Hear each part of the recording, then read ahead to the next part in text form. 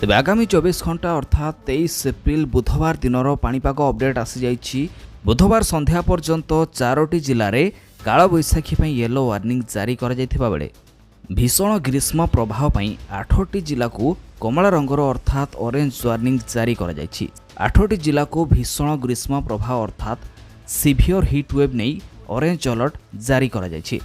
ए जिलागुड़िकर लोकों को काम नथिले घरू न बाहरिबा पई मध्य परामर्श दिया जायछि।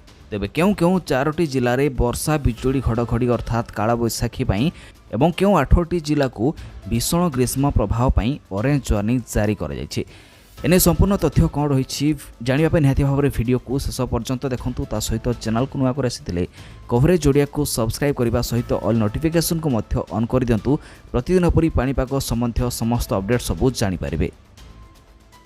तेबे प्रचंड ग्रीष्म प्रवाह को नहीं ऑरेंज अलर्ट जारी करिछि पाणीपाग विभाग। 26 तारीख जाए गरम एवं गुळुगुळी रे जळिब सारा ओडिशा। एपटे आसंता 24 घंटा पई 8टी जिला को सीवियर हीट वेव नहीं ऑरेंज अलर्ट जारी करिछि पाणीपाग विभाग।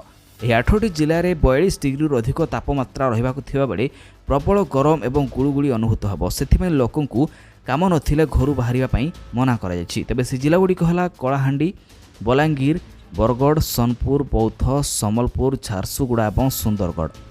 एसहित आउ 14टी जिला को मध्य गरम एवं गुळुगुळी वार्निंग जारी कराଯାଇଛି अर्थात येलो वार्निंग जारी कराଯାଇଛି। से जिलागुड़िक होछि गजपति, गंजाम, नयागढ़, अनुगुड़, देवगढ़, खोर्धा, पुरी, कटक, जगतसिंहपुर, केन्द्रापड़ा, जाजपुर, भद्रक, बालेश्वर और नुआपड़ा।